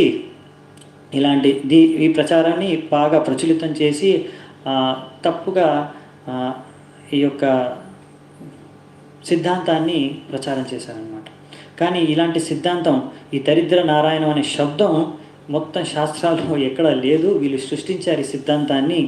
కానీ అసలైన విధంగా ఇప్పుడు శాస్త్రీయయుక్తంగా చూస్తాము, ఎవరికి ఎలా సరైన వాళ్ళకి దానం చేయాలి అని. సో ఇలా ఎందుకు అంటే ఈ బ్రాహ్మణులు ఏంటంటే వాళ్ళు మొత్తం ఈ వైష్ణవులు కానీ బ్రాహ్మణులు కానీ వీళ్ళందరూ ఎప్పుడు భగవంతుడికి సేవ చేయడం, భక్తులందరూ అంటే సామాన్య ప్రజలందరూ ఎలా ధర్మాన్ని పాటించాలి, వాళ్ళ యొక్క జీవితాలని ఎలా వాళ్ళు సిద్ధపరచుకొని భగవద్ధామానికి పోగలరు, ఇలా ఎలా వాళ్ళు సంతోషంగా బతుకుతారు అంటే భక్తి చేసుకొని, భక్తి ద్వారా అనే విషయాన్ని గురించి ఆలోచించి వాళ్ళు ఎప్పుడు ఆ విషయంలోనే వాళ్ళ యొక్క మొత్తం సమయాన్ని గడుపుతూ ఉంటారు. కనుక వారు ఎప్పుడు వాళ్ళ యొక్క చింత అంటే వాళ్ళు ఎలా తినాలి, ఎక్కడ ఉండాలి, ఎలా మన భవిష్యత్తు ఎలా ఉంటుంది, మమ్మల్ని ఎవరు పోషిస్తారనే విషయాన్ని వాళ్ళు ఎప్పుడు చింతించుకోకూడదు అనేసి ఈ రాజులు, ఇంకా ఎంతోమంది ధనికులు, వాళ్ళందరూ ఎవరైతే గృహస్థులు, ఎంతో ధనమున్న గృహస్థులు అందరూ వాళ్ళని పోషించేవారంట, బ్రాహ్మణులకి దానం ఇచ్చేవారు. కనుక బ్రాహ్మణులు వారి గురించి ఎప్పుడు చింతించాల్సిన అవసరం లేదు వాళ్ళకి. బ్రాహ్మణులకి అరే నాకు ఎక్కడి నుంచి నాకు తిండి దొరుకుతుంది, నేను తినడానికి నాకు ఎక్కడి నుంచి దొరుకుతుంది, లేకపోతే ఉండడానికి నాకు ఇల్లు ఎక్కడి నుంచి వస్తుంది, ఎక్కడ నేను ఎలా నా జీవితాన్ని గడపడానికి నేను ఏం పని చేయాలని ఆలోచన చేయకుండా వాళ్ళు మొత్తం సమయం అంతా భగవంతుడి సేవ చేస్తూ భగవంతుడి సందేశాన్ని అందరికీ ప్రచారం చేస్తూ వాళ్ళ జీవితంలో అలా సమయాన్ని గడపడానికి వీలుగా ఉండేటందుకు ఇక్కడ రాజులు కానీ గృహస్థులు కానీ అందరూ ఈ బ్రాహ్మణులకి వైష్ణవులకి దానం ఇచ్చేవారు అనమాట. ఇది ఎందుకు బ్రాహ్మణులకి వైష్ణవులకి దానం ఇవ్వడానికి అనేది ముఖ్య విషయం ఇది. అందుకని మనం చూస్తాము అసలు వేదిక సంస్కృతిలో బ్రాహ్మణులు అనేవాళ్ళు వాళ్ళు పెద్ద పెద్ద బంగ్లాల్లో ఉండేవాళ్ళు కాదనమాట. వాళ్ళు చిన్న ఇల్లులోనే సింపుల్గానే బతికేవాళ్ళు. వాళ్ళకి ఎంతో దానాలు వచ్చినా కానీ వాళ్ళన్నీ ఎంత ధనం వచ్చినా కానీ ఇలా దాన రూపంలో అవన్నిటిని భగవంతుడి సేవలో ప్రచారానికి, సనాతన ధర్మాన్ని ప్రచారం చేయడానికే ఉపయోగించేసేవారు అన్నమాట. వాళ్ళకి కావాల్సిన అంత వాళ్ళ యొక్క శరీరాన్ని, వాళ్ళ యొక్క జీవితానికి, పాలన పోషణకి ఎంత అవసరం వాళ్ళ కుటుంబానికి అంత చూసుకొని మిగతా అంతా వాళ్ళు భగవంతుడి ప్రచారానికి సేవలో పెట్టేసేవాళ్ళు అనమాట. అంతేగాని పెద్ద పెద్ద బిల్డింగ్లు కట్టుకొని, పెద్ద పెద్ద బ్యాంక్ బ్యాలెన్స్లు, బ్యాంక్ అకౌంట్లు పెట్టుకొని ఇవన్నీ చేయరనమాట. సో అది బ్రాహ్మణుల లక్షణం కాదనమాట. సో మరి ఇప్పుడు కలియుగంలో మీరు చూస్తారు అలా బ్రాహ్మణులు సింపుల్గా ఉండట్లేదు. బ్రాహ్మణులు కూడా అందుకనే ధనిక పరివార వాళ్ళు కూడా వాళ్ళకి దానం ఇవ్వడానికి వెనక ముందు అవుతారు. ఒక్కొక్కసారి వీళ్ళకి ఇచ్చేలా దీనికన్నా పేదవాళ్ళకి ఇవ్వడం మంచిదని. అందుకనే మనం సరైన పురోహితులు, సరైన బ్రాహ్మణులు, సరైన వైష్ణవులు ఎవరైతే భగవంతుడికి సేవ చేస్తున్నారో, భగవద్ ధర్మాన్ని ప్రచారం చేస్తున్నారో వాళ్ళకి మనము దానం ఇవ్వాలని ఇక్కడ ప్రభుపాదుల వారు రాశారనమాట. అప్పుడు ఏమవుతుందంటే మొత్తం సమాజం అంతా ఈ ఆధ్యాత్మిక పద్ధతిలో, ఆధ్యాత్మిక జీవితంలో అందరూ ఉన్నతి చెందుతారు. మొత్తం సమాజం అంతా సరైన విధంగా, దీని ద్వారా అందరికీ సుఖ సంతోషం అనేది లభిస్తుంది అని ఇక్కడ చెప్తున్నారనమాట. తమోచుర్ బ్రాహ్మణాస్తుష్ట రాజానం ప్రశ్రయాన్వితం ఏషహ్యస్మిన్ ప్రజాతంతో పురుణాం పౌరవర్షభః. సో ఇక్కడ ఈ విధంగా బ్రాహ్మణులు ఇలా రాజు యుధిష్ఠిర్ మహారాజు నుంచి ఈ దానాన్ని ఏవైతే దానంగా వచ్చిందో వాటిని స్వీకరించి ఎంతో సంతుష్టంగా అక్కడి నుంచి వాళ్ళు చెప్పారనమాట. ఇంకా చాతక కర్మ తీసి ఇవన్నీ చెప్పసాగారనమాట. ఎలా ఈ యొక్క పరీక్షిత్ మహారాజు ఈ వంశాన్ని ఉద్ధరించడానికి, అంటే వంశాన్ని నిలబెడతాడు, రాజు ఒక పేరుని నిలబెట్టే వ్యక్తిగా కీర్తికి ఎక్కుతాడని ఇప్పుడు చెప్పబోతున్నారు. ఏమేమి వాళ్ళు చెప్తారు పరీక్షిత్ మహారాజ్ గురించి, పరీక్షిత్ మహారాజ్ భవిష్యత్తులో ఏమేమి మహాకార్యాలు చేస్తారు, ఎలా గొప్పవాడిగా కీర్తికెక్కుతారు అని ఎన్నో రకరకాల రాజులు భగవంతుడి యొక్క కొన్ని గుణాలతో ఆయన్ని పోల్చి విషయాలు చెప్తారు. అవన్నీ మనం రేపు చూద్దామంట. సో ఇంకొక విషయం సూచన ఏంటంటే, నాకు కొంతమంది ఫోన్స్ చేస్తున్నారు. నాకు సమయం ఉండదండి. చాలాసార్లు నేను ఫోను ఫ్లైట్ మోడ్లో కానీ స్విచ్ ఆఫ్ చేసో లేకపోతే డు నాట్ డిస్టర్బ్ మోడ్లో అలా పెట్టేస్తూ ఉంటాను అనమాట. చాలా తక్కువ నేను ఫోన్ చూస్తూ ఉంటాను అవసరం ఉన్నప్పుడే. సో ఫోన్ చేసినప్పుడు నేను ఎత్తలేను చాలాసార్లు. నేను మిస్డ్ కాల్ చూసినా నేను చేయలేను చాలాసార్లు, సమయం ఉండకపోవచ్చు. సో ఎవరైనా ఏమైనా క్వశ్చన్లు ఉంటే, ప్రశ్నలు ఉన్నా కానీ ఏమైనా చెప్పాలనుకుంటే వాట్సాప్లో మెసేజ్ చేస్తే నేను రిప్లై చేస్తాను తర్వాత నా సమయం ఉన్నప్పుడు. ఇదొక విషయము. ఇంకొకటి ఏంటంటే, మనకి 17 తారీఖు మనం చర్చించుకుందాం. తర్వాత మన షెడ్యూల్ చేంజ్ చేయాలా ఏంటనే విషయాన్ని ఆ రోజు మనం అందరం చర్చించుకుందాం. ఆ రోజు మీరు మీ ఒపీనియన్ మీరు వ్యక్తపరచవచ్చు, లేకపోతే మీరు నాకు వాట్సాప్లో కూడా పంపొచ్చు. దాన్ని బట్టి మనం నిర్ణయం తీసుకోవచ్చు ఏం చేద్దాం అనేది. ఇంకా నేను ఇలా ఎవరైనా మనం మాట్లాడుకోవాలనుకున్నా, ఏమైనా చెప్పాలనుకున్నా, సజెషన్ కానీ ఫీడ్బ్యాక్ కానీ ఇలాంటివి ఏమైనా చేయాలనుకుంటే, సో దానికి క్లాస్లో ఎక్కువ సమయం వేస్ట్ చేయకుండా మనము ఒక జూమ్ మీటింగ్ కానీ, జూమ్లో కానీ ఇంకా వేరే దాంట్లో విషయంలో జూమ్ మీటింగ్ చేస్తాము. అందులో మీరు ఇష్టం వచ్చిన వాళ్ళు రావచ్చు. మీకు ఎవరికైనా అలా కావాలనుకుంటే నేను ఒక జూమ్ మీటింగ్ ప్లాన్ చేస్తాను. అందులో భవిష్యత్తులో కూడా మనం ఎలా క్లాసెస్ తీసుకోవాలి, ఏ టాపిక్స్ కానీ, ఇంకా మీకు ఇందులోంచి ఏం నేర్చుకుంటున్నారు, లేకపోతే మీరు ఏమైనా చెప్పాలనుకుంటున్నారా, ఏమైనా కామెంట్ చేయాలనుకుంటున్నారా, ఇంకేమైనా విషయాలు మీరు ఫోన్ చేస్తున్నారు కదా అక్కడ మాకు చెప్పొచ్చు.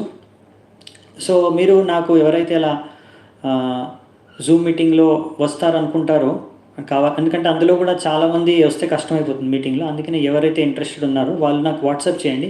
వాళ్ళకి నేను ఒక మేబీ 2-3 డేస్లో అలా ఒక మీటింగ్ అరేంజ్ చేసి అందులో మీకు ఆ లింక్ పంపిస్తాను. దాని ద్వారా ఒకరోజు కావాలంటే మనం టైం చూసుకొని సాయంత్రం పూట అలా మీటింగ్ అరేంజ్ చేసుకోవచ్చు. సో అక్కడ మీరు డైరెక్ట్గా మనం ఆ మీటింగ్లో ఏంటంటే ఒకరు చూసుకోవచ్చు, మీకు ఏం కావాలో అది కూడా మనం తెలుసుకోవచ్చు. పరిచయం కూడా జరుగుతుంది అలాగే అందరికీ. సో మీకు ఇష్టమైతే అది చేయొచ్చండి.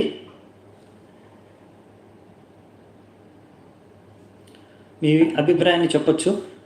ఇంకా ఏమైనా సందేహాలు కానీ ప్రశ్నలు ఉంటే కూడా అక్కడ అడగొచ్చు. మన ఆన్లైన్ క్లాస్కి సంబంధించి, ఆన్లైన్లో మనకు జరిగే క్లాసెస్కి సంబంధించి భవిష్యత్తులో ఏం చేయాలనే విషయాన్ని కూడా మనం అక్కడ చర్చించుకోవచ్చు మళ్ళీ. దాని తర్వాత ఫైనల్గా మనము వీలైనంత మటుకు 17వ తారీఖు కన్నా ముందు రోజు 16 తారీఖు రోజు చేయడానికి ప్రయత్నిస్తాము మీటింగ్. సో ఆ విధంగా సో దట్ మనకు 17 తారీఖు మంచి కరెక్ట్ డెసిషన్ తీసుకోవచ్చు మనం.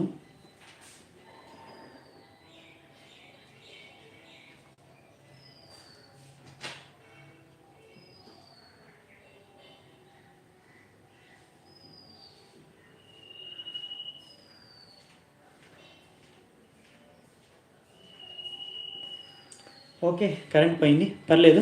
సో మీకు ఏమన్నా కానీ వాట్సాప్లో మెసేజ్ పెట్టండి. ఎవరికైతే ఇంట్రెస్ట్ ఉందో, ఒకవేళ ఏదైనా అడగాలనుకున్నారో, మాట్లాడాలనుకుంటున్నారో, ఏదైనా సరే క్లాసెస్ గురించి మాకు మెసేజ్ పెట్టండి వాట్సాప్లో. మీకు మరి అది తర్వాత మీటింగ్ టైమింగ్స్ సెట్ చేసుకొని నేను మీకు లింక్ షేర్ చేస్తాను. హరే కృష్ణ. సో మీ అందరికీ ఇప్పటికీ ఇక్కడే సెలవు తీసుకుందాము. మళ్ళీ రేపు లేదు క్లాస్, మళ్ళీ చెప్తున్నాను. ఎల్లుండి మళ్ళీ మనము పొద్దున్న 9:30కి భాగవతంలో ఈ యొక్క అధ్యాయాన్ని పూర్తి చేద్దామంట. అప్పటి వరకు సెలవు.